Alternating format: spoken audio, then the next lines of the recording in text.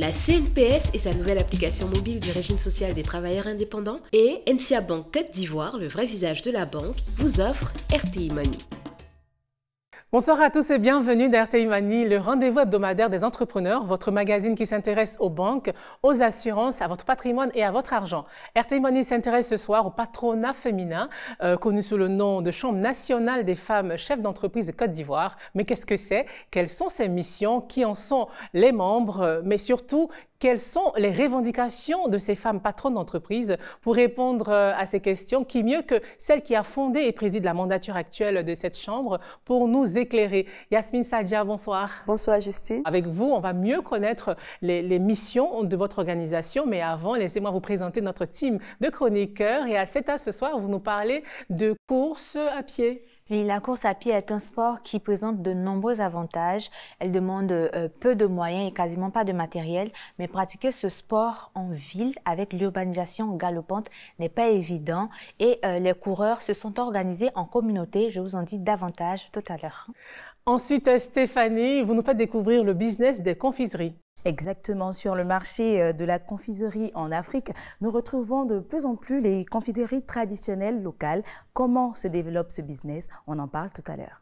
Et puis zoom ce soir dans Éco-Chiffres sur la capitalisation boursière de la BRVM. Oui, Justine, avec un montant colossal, 7 301 milliards 493 millions 334 481 francs CFA de capitalisation boursière pour la Bourse régionale des valeurs mobilières BRVM au 23 mai 2023. On en parle dans quelques minutes. Je vous propose d'y aller maintenant. C'est parti pour Éco-Chiffres.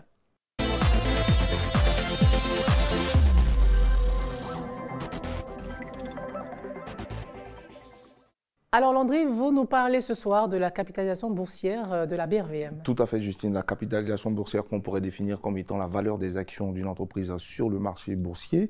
Elle se détermine en termes de montant et c'est l'ensemble de toutes les actions qui sont en circulation et qui peuvent se changer sur ce marché. Elle permet d'évaluer la taille et le poids d'une entreprise sur le marché et pour l'obtenir, il faudrait faire la multiplication du cours de l'action par le nombre d'actions en circulation sur le marché. Et au 23 mai 2023, c'est plus de 7 000 milliards de capitalisation boursière. Effectivement, Justine, exactement 7 301 milliards 493 millions 334 481 francs CFA de capitalisation boursière pour la BRVM au 23 mai 2023. C'est une capitalisation qui est en pleine hausse, parce que lorsque nous faisons un peu une rétrospection en 2020, par exemple, la capitalisation boursière pour l'année 2020 s'établissait à 4 367 milliards de francs CFA. En 2021, 6 085,4 milliards de francs CFA. Pour l'année 2022, c'est 7 560,177 milliards de francs CFA. Et à mi-année 2023, c'est-à-dire au 23 mai 2023, c'est 7 301,493 milliards de francs CFA. C'est une capitalisation qui est emmenée à évoluer à la fin de l'exercice 2023. Il faut préciser que la Bourse régionale des valeurs mobilières est à la 6e place des bourses africaines en termes de capitalisation boursière. Elle est juste derrière les bourses de Johannesburg, du Nigeria, du Maroc, de l'Égypte et du Kenya. Il faut dire qu'il y a 46 sociétés qui sont cotées à la BRVM qui fait office dans les 8 pays de l'UEMOA, à savoir la Côte d'Ivoire, le Burkina, la Guinée-Bissau, le Mali, le Niger, le Togo ou encore le Bénin. Alors, quelles sont les sociétés à forte capitalisation boursière? J'ai fait un top 5 des sociétés qui ont les plus fortes capitalisations boursières au 23 mai 2023. Vous nous avez par exemple en premier Orange Côte d'Ivoire qui a plus de 1431 milliards de francs CFA de capitalisation boursière. Ensuite, vous avez Ecobank qui vient en deuxième position avec plus de 308 milliards de francs CFA. La société ivoirienne de banque filiale du groupe Attijari Alpha Bank qui est en troisième position avec plus de 249 milliards de francs CFA. Nestlé Côte d'Ivoire, plus de 170 milliards de francs CFA. Et enfin, Palmsi qui vient à cette 5e place avec plus de 152 milliards de francs CFA, je rappelle, au 23 mai 2023. Alors, Yasmine Sadja, est-ce que vous investissez en bourse? Je vais dire qu'il est toujours bien d'investir en bourse parce que cela permet de fructifier notre capital, notre patrimoine, à condition de le faire correctement. Quand je parle de correctement, c'est de être formé, avoir une notion des valeurs boursières et de se renseigner sur l'état de l'entreprise dans laquelle nous voulons investir pour nous permettre de faire un meilleur choix. Donc, je ne peux pas dire en ce moment que j'investis dans les valeurs boursières, mais si je dois investir dans un domaine, je préfère me projeter plutôt dans l'immobilier, dans la construction, dans l'agriculture, et pourquoi pas me lancer aussi dans l'investissement des valeurs boursières. Merci Landry, c'est maintenant l'heure du 24 heures avec.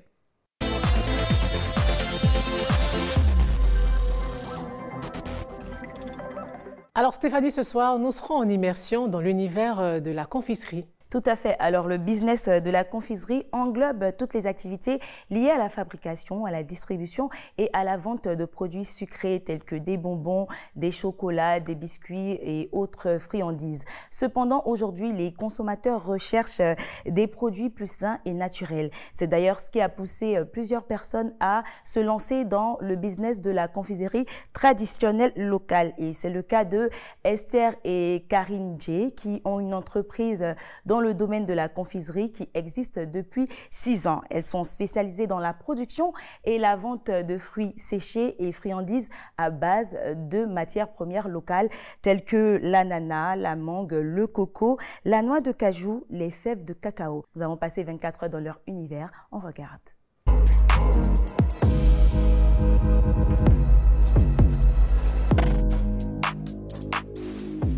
Dans ce conteneur, aménagé en unité de transformation pour une confiserie artisanale, une dizaine de femmes sont à pied d'œuvre pour la confection de friandises à base d'ananas. Cette confiserie artisanale est l'initiative de 2 sœurs, Esther et Karine J. Leur spécialité, transformer les matières premières et les fruits locaux en diverses confiseries. On a combien d'ananas épluchés? On a 150 madame. Ok, on va aller jusqu'à 200. Il y a 5 ans, les sœurs se lançaient dans cette activité uniquement pour arrondir les fins de mois, avec un capital de départ de 50 000 francs CFA. L'activité a pris de l'ampleur. Aujourd'hui, les 2 chefs d'entreprise en sont à un investissement d'une dizaine de millions de francs CFA pour, selon elles, répondre aux besoins d'une population en quête de friandises naturelles. On a décidé de mettre sur le marché des confiseries parce qu'en Côte d'Ivoire, la plupart des confiseries sont importées. Donc c'est difficile de retrouver sur le marché ivoirien des confiseries qui sont made in Côte d'Ivoire en fait. C'est là qu'on a commencé à travailler les pâtes de fruits, qui sont en fait des fruits qu'on cuit avec du sucre, comme des bonbons en fait. On n'achetait que peut-être 10 000 francs de fruits ou 20 000 francs de fruits, jusqu'à ce qu'on arrive actuellement à entre 200 et 300 kilos de fruits à traiter par jour. La transformation du jour va prendre environ 24 heures. En attendant, dans l'une des pièces, des bonbons à base de cacao, de noix de cajou, de noix de coco, de mangue sont empaquetés à l'aide d'outils modernes. Pour mener à bien cette entreprise familiale, les 2 sœurs ont mis en place une organisation rigoureuse. Esther s'occupe de la production, tandis que Karine se charge des tâches administratives et de la vente. Et elle est en pleine préparation d'une commande pour l'un de leurs distributeurs. Vous avez déjà traité toutes les commandes du jour ou pas encore? Il reste à finaliser les paquets mixtes de pâtes de fruits. D'accord. Et puis les mangues séchées. Cap est mis sur la Riviera Palmeraie, dans la commune de Cocody. Pour mettre en place leur business, les 2 entrepreneurs ont dû faire face à certains défis, notamment celui de l'accès au financement. Elles ont aussi dû se conformer à un ensemble de normes et de certifications. Les banques n'ont pas assez confiance aux start-up et aux PME pour les financer. Donc en termes de financement, nous on a commencé sur fonds propres et après on a participé à des concours qui nous ont permis de financer notre entreprise. En Côte d'Ivoire, le secteur de l'agrotransformation est un secteur très délicat. Donc on a des certifications de salubrité et d'hygiène et on a aussi des formations pour garantir la traçabilité et la qualité de nos produits. Dans cette supérette, les produits de Karine et Esther sont exposés aux côtés d'autres grandes marques de friandises, pour la plupart importées. Alors qu'elles se trouvent dans les rayons, elles sont reconnues et approchées par une cliente. J'ai vu votre petite entreprise sur Facebook. Ce n'est pas les blancs ceux qui peuvent faire des friandises, on a tout ça. Pour atteindre ce niveau, elles ont mis en place une stratégie de vente soigneusement élaborée. Nous avons débuté avec les expositions ventes où nous avons fait goûter nos produits et pris les critiques et les recommandations des clients. On a misé sur la qualité des produits que nous avons présentés aux clients et surtout sur le packaging. Pour se démarquer et être positionné dans des supermarchés, il faut avoir un packaging attrayant qui est un peu semblable ou même au-dessus de ce qu'on a l'habitude de voir. Bégerville, à 13 km d'Abidjan. C'est ici que nos deux entrepreneurs vont procéder à l'achat de la marchandise pour la prochaine production. Elles arrivent à temps pour assister au déchargement de l'ananas et choisir les meilleurs fruits. Je vois que les ananas sont abusés. Oui, ça va juste d'arriver. Les Africa Queen. Donc on va partir sur 1000 pièces. 1000 pièces. D'accord, il n'y a pas de problème. Avec leur business, Karine et Esther réalisent un chiffre d'affaires compris entre 17 et 25 millions de francs CFA. Pour elles, le secteur de la confiserie naturelle en Côte d'Ivoire possède un potentiel encore largement sous-exploité. Le secteur de la confiserie locale est un secteur prometteur parce que la population s'intéresse de plus en plus à la consommation de produits locaux. Parce qu'en Côte d'Ivoire, on trouve beaucoup de fruits. Pratiquement sur toute l'année, il y a une variété de fruits qui est disponible en fait. Pour certains fruits, c'est tout au long de l'année. Donc la matière première est déjà là, abondante, est disponible. Il y a encore de la place. Dans les années à venir, les sœurs Jay nourrissent l'ambition d'étendre leurs activités vers la grande distribution et d'exporter leurs confiseries sur les marchés internationaux.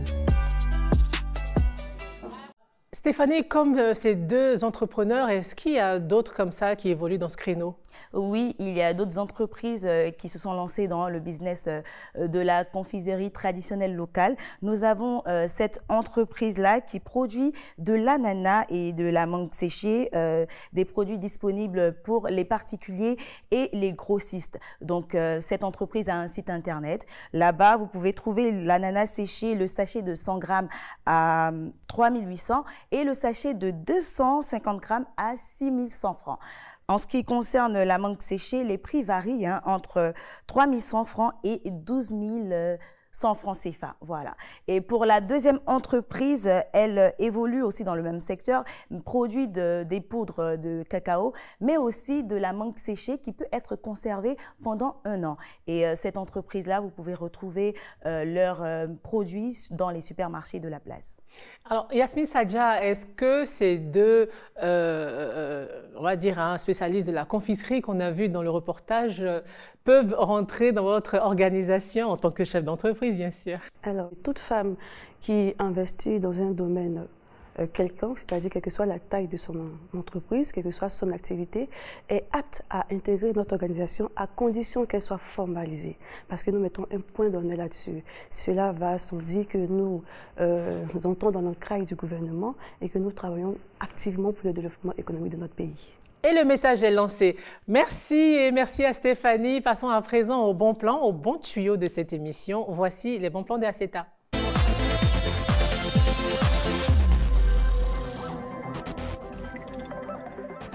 Alors ACETA, vous nous parlez de pratiques de sport, mais quelles sont les options que vous avez pour les amateurs de course à pied et de marche sportive? Que ce soit pour perdre du poids, pour maintenir la forme ou pour tout simplement décompresser, de plus en plus à Abidjan, les communautés de coureurs organisent des sorties de groupe pour pratiquer soit la marche sportive ou la course à pied. Et je commence par cette première communauté qu'on voit à l'écran qui est très active sur les réseaux sociaux. Elle propose de se regrouper en général les week-ends pour soit marcher ou courir aux alentours d'Abidjan. L'adhésion à ce groupe est gratuite et avant chaque séance, le groupe va partager avec ses membres le parcours, les distances, le temps, le rythme, etc. Il y a aussi cette deuxième communauté qui est aussi très active sur les réseaux sociaux. Elle regroupe des jeunes gens qui ont décidé de perdre du poids à travers la marche sportive, la course à pied et un régime hypocalorique. Ce groupe propose aussi de donner des conseils et des exercices clés qui permettent d'augmenter les performances sportives et de booster la perte de poids.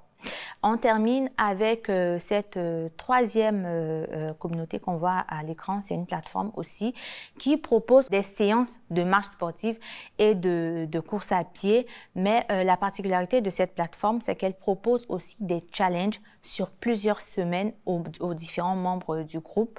Là, par exemple, on a un challenge sur 12 semaines. Donc là, à la semaine 2, par exemple, les membres auront droit à un programme détaillé à suivre en matière d'échauffement, d'exercices à faire du mardi au dimanche. Et tout ça, il faut le saupoudrer de beaucoup de volonté. Merci Aseta. Marquons à présent une petite pause pour revenir juste après la page pub avec la seconde partie de RTI Money. À tout de suite.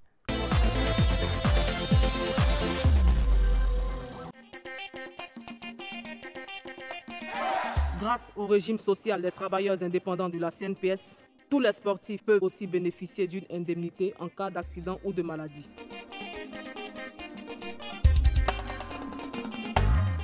Ami a cotisé 600 francs par jour et elle reçoit 75 000 francs par mois depuis son accident. Travailleurs indépendants, payez vos cotisations sans frais via MTN Momo, Wave et Orange Money. La CNPS, maintenant, c'est pour tout le monde. Je suis Cristal, votre carte prépayée sans compte bancaire. Il suffit d'un rechargement et hop, je suis prête. Je suis le compagnon idéal pour vos achats sur Internet, vos achats en magasin, transférer de l'argent, vos séjours à l'étranger, régler vos factures. Et ce n'est pas tout, j'ai bien d'autres atouts. Réception d'alerte SMS, plateforme de gestion de votre compte, la 3D Secure pour la protection de vos avoirs. Je suis utilisable à tous les guichets en Côte d'Ivoire et à l'étranger. Plus d'infos, 80 200 800. NCA Bank, le vrai visage de la banque. Vous êtes devant RTI Money pour la deuxième partie et c'est maintenant l'heure de notre interview cash avec une véritable ambassadrice de l'entrepreneuriat féminin en Côte d'Ivoire, Yasmine Sadja, présidente fondatrice de la Chambre nationale des femmes chefs d'entreprise de Côte d'Ivoire, pour découvrir les missions et les perspectives de cette chambre. Alors Yasmine Sadja, pourquoi avoir créé cette chambre et quelles sont ses missions ? Déjà, nous avons créé la Chambre dans le but de fédérer les femmes à fort potentiel qui participent activement à l'économie de notre pays. Alors, on imagine bien que pour faire partie de l'organisation, il faut être chef d'entreprise. Ma question est de savoir, quels sont les autres critères que vous regardez pour sélectionner ces femmes-là? Est-ce que vous regardez par exemple la taille de leur entreprise? Est-ce que vous regardez par exemple le chiffre d'affaires? Qu'est-ce que vous regardez concrètement? Pour être membre de notre organisation, il faut être une femme, avoir une entreprise déclarée, formalisée. C'est ce qui te permettra d'intégrer la Chambre, quel que soit ton chiffre d'affaires, quel que soit ton revenu.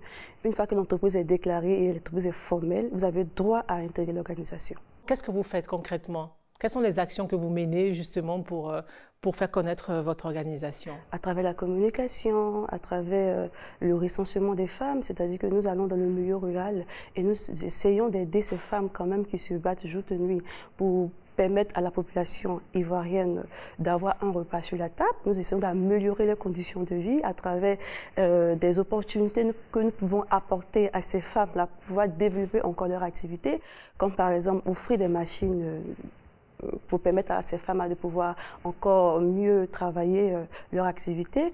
Et c'est vrai qu'aujourd'hui, on remarque que la plupart des femmes sont à l'aise à travailler, à s'étaler sur une table et vendre un produit, mais elles n'ont pas l'information que quand tu n'es pas déclaré et que tu n'es pas formalisé, tu n'as pas accès à plus d'opportunités. C'est-à-dire, par exemple, participer à un appel d'offres ou par exemple avoir accès au marché public. Donc nous allons sensibiliser d'abord ces femmes pour dire que voici le bien fondé d'avoir une entreprise déclarée. Et une fois que tu es déclaré, tu peux rentrer maintenant dans le système parce qu'il y a tellement de fonds qui sont aujourd'hui en place pour aider les femmes à pouvoir avoir accès à un crédit et encore agrandir leur activité. Quelles sont les stratégies que vous mettez en place pour atteindre vos objectifs? Notre objectif ici, c'est de faire la promotion de l'entrepreneuriat féminin. Et notre spécificité, c'est de renforcer les entreprises dirigées, les capacités des entreprises dirigées par les femmes, d'identifier des opportunités de marché et d'échanges commerciaux et de développer des relations avec des entreprises, des organisations internationales homologues.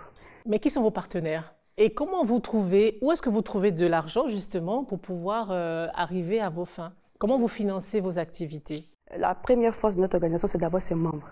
à travers les cotisations mensuelles et les adhésions des nouvelles membres entrantes. Donc l'adhésion à notre organisation part de 250 000 francs à 500 000 francs. Et les cotisations mensuelles partent de 100 à 150 000 francs. Et en fonction du type de l'activité et de la taille de l'activité. Si, par exemple, c'est une coopérative, ce sera différent, d'une entreprise unipersonnelle ou autre, comme ça se passe ailleurs dans d'autres patronats. 5 ans d'existence, il y a combien de membres en fait au sein de cette organisation? Les membres actifs sur notre plateforme, nous sommes à 350 membres, femmes chefs d'entreprise qui sont recensées au sein de notre organisation. Et le bureau élargi est composé de 23 membres. Quelles sont les véritables attentes de ces femmes-là quand elles viennent vers vous pour les aider? Déjà, le vrai problème des femmes, c'est qu'elles ne sont pas structurées. Elles ont un problème de structuration. Un problème de structuration, non pas forcément de financement. Pas forcément de financement. Parce qu'il est bien facile d'avoir une idée et d'essayer de créer sa propre société. Mais une fois la société créée, qu'est-ce qu'il faut faire pour la structurer? Parce que c'est ce qui va dépendre de l'avenir de la société. Donc nous, à ce niveau, on essaie de faire un travail vraiment professionnel pour aider ces femmes-là à diriger d'abord de manière efficace leur entreprise. Quand vous dites travail professionnel, c'est quoi? Est-ce que vous avez des cellules de formation? Ce qu'on veut savoir, c'est vraiment concrètement, qu'est-ce que vous faites? Vous avez des cellules de formation au sein de votre organisation ou bien vous prenez des cabinets extérieurs qui viennent en appui à ces femmes? Qu'est-ce que vous faites concrètement? Au sein de notre organisation, déjà, les membres sont sélectionnés. Et nous avons une cellule formation et gens pour aider ces femmes-là à pouvoir structurer les sociétés. C'est-à-dire que même si nous n'avons pas les ressources nécessaires pour pouvoir apporter un soutien de formation à ces femmes, ça vient de l'intérieur. Nous sous-traitons avec un cabinet à l'extérieur pour pouvoir aider ces femmes-là à pouvoir travailler de façon structurelle. D'accord. Alors, quelles sont vos perspectives? Nous voulons être sur le plan national une référence, parce que nous sommes une institution, le patronat féminin qui regroupe toutes les femmes entrepreneurs de notre pays, la Côte d'Ivoire. Et nous lançons un appel aux femmes pour dire de ne pas rester à l'écart de cette organisation, de nous rejoindre et ensemble travailler pour le bien-être des femmes, tout simplement. Yasmine Sadja, merci d'avoir répondu aux questions d'RTI Mani. C'est mon plaisir. Merci les amis, on se retrouve dans une semaine. RTI Mani pour ce soir, c'est terminé. Merci de nous avoir suivis. Rendez-vous, je le disais, dans une semaine pour une nouvelle édition de votre magazine sur la banque, les assurances, les finances et votre argent. Bonsoir. La CNPS et sa nouvelle application mobile du régime social des travailleurs indépendants et NCA Bank Côte d'Ivoire, le vrai visage de la banque, vous ont offert RTI Mani.